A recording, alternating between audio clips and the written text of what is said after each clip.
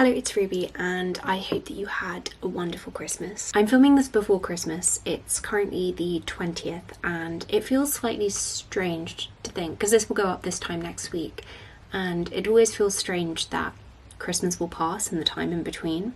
There's definitely a real before and after when it comes to Christmas, but even more so when it comes to the new year, and that's exactly what I thought we could talk about in today's video. Today's video is also very kindly sponsored by NordVPN. I've got myself a nice mug of tea. This is my mum's mug, if you couldn't tell. It says Mama Bear on, but it's so cute that I just have to look past the fact that it's not meant for me.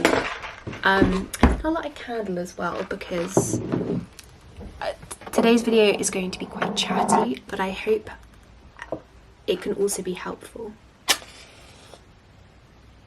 This is a mulled wine woodwick candle and I just love the sound of it so much. Today, you can probably tell this from the title, which I very contentiously titled How to Habitually Become More Intellectual.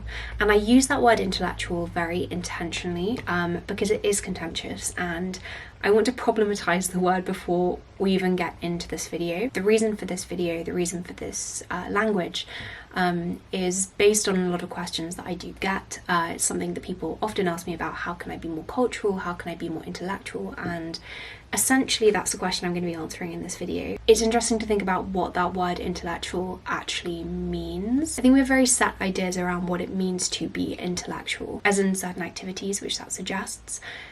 Reading classics, listening to classical music, watching things like opera, museum exhibitions, Shakespeare, basically engaging with a so-called high culture. The most important thing with anything is that you're thinking about it and that you're engaging with it. I mean, for example, you could read a YA book and you could read John Milton's Paradise Lost. John Milton's Paradise Lost is like the epitome of high culture, but if you engage with the YA book on a much deeper level and you properly think about it and invokes very intense emotion in you, you walk away kind of thinking differently, then I'd argue that you've engaged with that more intellectually than you have just by virtue of reading Paradise Lost. And just to kind of frame that, I want to talk to you briefly about Walter Pater, who I hope you have come across before. Actually, no, I hope that you haven't, because then this is an excuse for you to go away and read him for the first time. He's brilliant. He was a writer at the fin de siècle and based in Oxford and contemporary of Oscar Wilde. He actually taught Oscar Wilde at Oxford, which is quite cool. And Walter Pater says that the real virtue of art, the reason that we love art, the reason that art is important, is that it incites emotion and it creates sensation. He writes very convincingly about this in his book On the Renaissance, a book which was so influential that Yeats called it a Bible for the undergraduates, and we see Oscar Wilde frequently mentioning it in his Oxford notebooks. My other camera ran out of charge, so I'm sorry about that, but actually I think the quality on this is better for low light, so it's all good. It worked out fine. Just to loop back then to what Walter Pater says, beauty, like all other qualities presented to human experience, is relative, and the definition of it becomes unmeaning and useless in proportion to its abstractness. And he also says, what is important then is not that the critic should possess a correct abstract definition of beauty for the intellect, but a certain kind of temperament, the power of being deeply moved by the presence of beautiful objects. And Wilde argues something fairly similar in The Critic as Artist. It's a dialogue between Ernest and Gilbert, and they are discussing the value of art and criticism. And there's this wonderful bit at the beginning where Wilde is basically satirising critics of art for trying to intellectualize art too much. So we use this word intellectual, but according to Oscar Wilde, according to Walter Pater,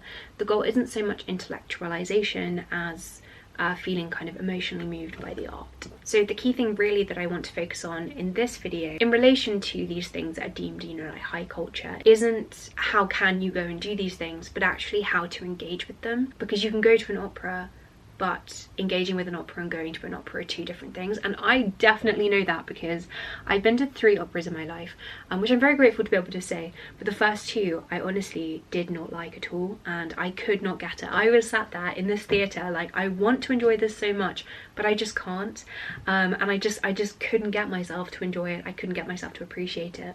But then this year I went to an opera and I really did love it, and it moved me to tears, and I'll talk about that later actually as like a case study, but that as an experience really did inspire this video specifically. Basically this video is for you if you want to enjoy those things which are deemed like higher culture, but you don't really know where to start with it. I don't claim to have a direct answer for this, but I want to frame it within the great aesthetic fin de siècle writers, you know, Walter Pater specifically, and kind of show what they argue. Oh, and also, necessary caveat before we actually get into this, but I also just have to stress that high culture and low culture is such like a weird dichotomy, and I hate to use this terminology, but you know, I think it's the easiest way to talk about it. But societally, there are things that we deem high culture and low culture, and we weirdly moralize leisure activities, which is so bizarre because leisure activities are done to promote enjoyment, and like we do leisure activities so we can enjoy ourselves or we can relax, and yet we moralize our relaxation time, which I don't think is a good thing. John Stuart Mill writes about it really well actually in his Rural Utilitarianism, and he says that a game of pushpins is just as moral and just as good as going to see a Shakespeare play, and that we can't differentiate between these just because one is like a more intellectual pursuit. And I guess I'm stressing this because I really don't want to feed into this moralizing of high and low culture, but also having said that, I know that I really want to enjoy the arts, and enjoying the arts is one of the great joys, and I also believe that there are things that we can do to increase our like ability to enjoy the arts. And something I've been reading and studying this term, I did a module in writing art at the fin de siècle for my optional module as part of my English masters, so I'm going to be drawing on some of the things that I learned in that and sharing that with you. And I thought we could frame it as New Year's resolutions, so these are things that you could do going into the new year. Before anything else though, I want to quickly tell you about NordVPN, because talking about the Renaissance by Walter Pater, I have a friend in America who I know will love this book, and so I want to order her a copy, but it doesn't make sense for me to buy a book here and then ship it to her in America when I could just send it directly to her like from within America. And whenever I do buy a gift for a friend who lives abroad, I like to use NordVPN. NordVPN lets you change your VPN address to anywhere in the world, so right now I'm going to change my VPN address to America, and that means that when I now go on Barnes & Noble to order this copy of Pater's Renaissance, this by the way is the best edition, I maintain. It's a very good edition. It's got good footnotes. I love the Oxford World Classics, and changing your VPN address just makes it so easy to place that order. This is great because it means that I can buy something on like an American website, which I wouldn't usually have access to in the UK, and in this case this is great because it means that I can send this book to my friend. So NordVPN is the fastest VPN server out there, and you can very easily change your location to anywhere in the world, as I just showed. If you are interested in trying NordVPN, then there will be a link in the description, and if you use that then you can get an extra 4 months free on the 2-year plan. So anyway, thank you so much to NordVPN for sponsoring today's video, and without further ado, let's actually get into the video. Okay, so the first thing is based on something that Walter Pater says, which is our education becomes complete in proportion as our susceptibility to these impressions increases in depth and variety. Basically, what Pater is saying here, and Wilde says something very similar, is that education can help us to understand the arts, and educating ourselves can increase our ability to connect with the arts. I mean, just intuitively, this makes sense. The Winter's Tale is my favourite Shakespeare play, and when I go and watch this, I find it so much more moving than any other Shakespeare play, largely because I'm very familiar with it and I know the most about this play. So just to kind of link that to that case study of opera, I didn't like it the first 2 times, but I also didn't know anything about opera, and so when I went with my friend in December, I decided to learn about opera.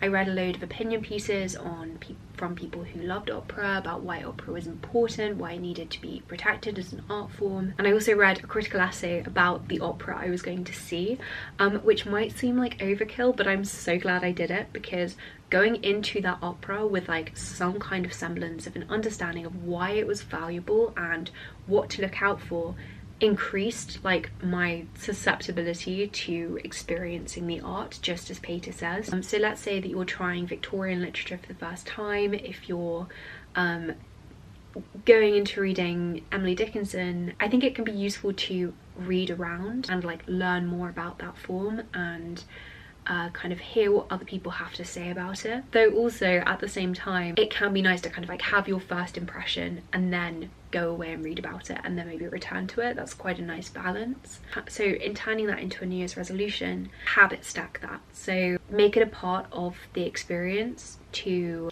learn about the form, because often as well, pieces of art will be rebelling against their forms, and that's where it gets really exciting and interesting, and you miss that effect when you're not familiar with the form itself. That's me as an English literature student who loves learning about literary form, trying to impose that on people. But that's a large part of why we study English literature. We become familiar with the form, which then lets us appreciate the literature more.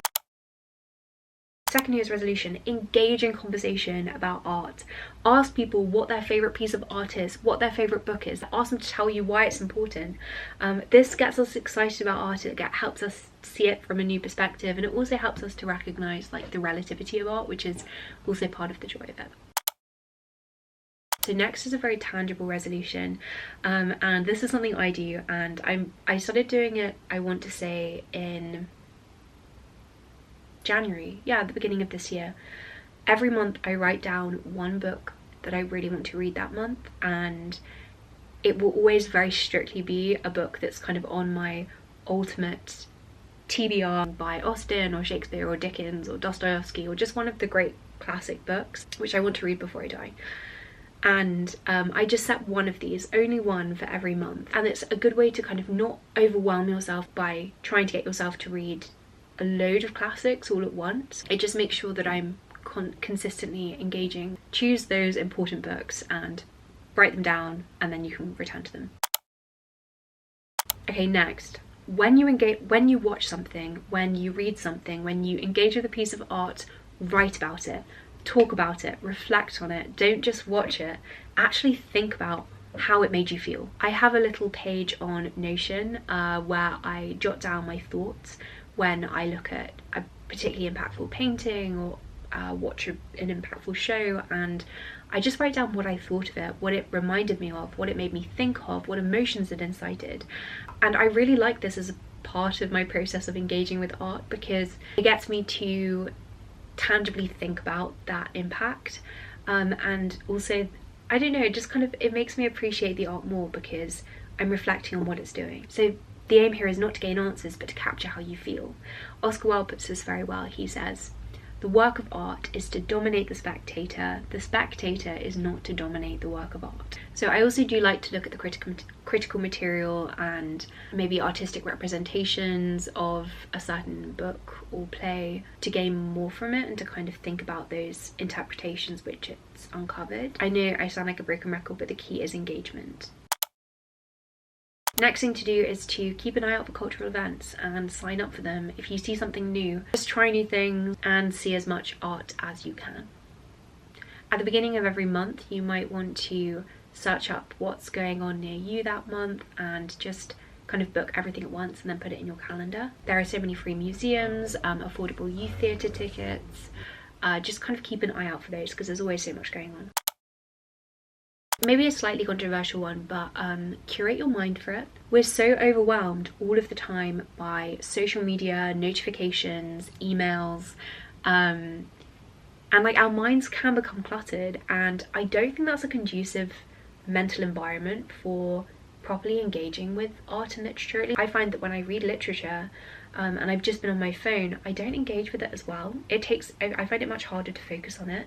It's like how when you haven't listened to music for a very long time and then you listen to a song, it's so much more emotional, and if you give yourself space and time before engaging with a piece of art, it's like your palate's cleansed. I don't know, I just find this, so that might be a habit you want to adopt. And then the final habit is not to rush through it. Spending an hour in a single room at a gallery is much better than spending an hour trying to get through everything. It's impossible to get through the whole National Gallery in an hour. There's just so much to see. And so kind of focus and meditate on it. When listening to a piece of classical music, we don't want to be distracted. We want to just be focusing on that entirely. And I also know that I'm saying this as somebody who does read a lot. But Wittgenstein says that there are two types of reading. There are multiple types of reading, even though it has the same name. And there are definitely books that I read exclusively for the plot, but there are also books that I read exclusively for the language and the effect. And they're two different things. But it's something that I'm more conscious of since reading Pater's Renaissance. Depth of reading, and I'm reading deeply, is more important than reading widely. And when I was younger, I didn't think that was the case. I thought it was much better to just like read as many books as you could. I'm realizing that reading deeply is more valuable, and that's definitely what I want to try and do moving forward. I do hope that this video was in some way interesting or useful. It's not meant as a guide, it's just some reflections, some thoughts, some things that you might want to think about bringing into your life in the new year, if you're wanting to engage more with like new forms of art and kind of experience new types of art. Maybe these are things that you could try. Okay, with that said, I'm going to say goodbye and say thank you for watching, and thank you again to NordVPN for sponsoring today's video. There'll be a link in the description box, as I say, and I suppose I'll see you in the new year.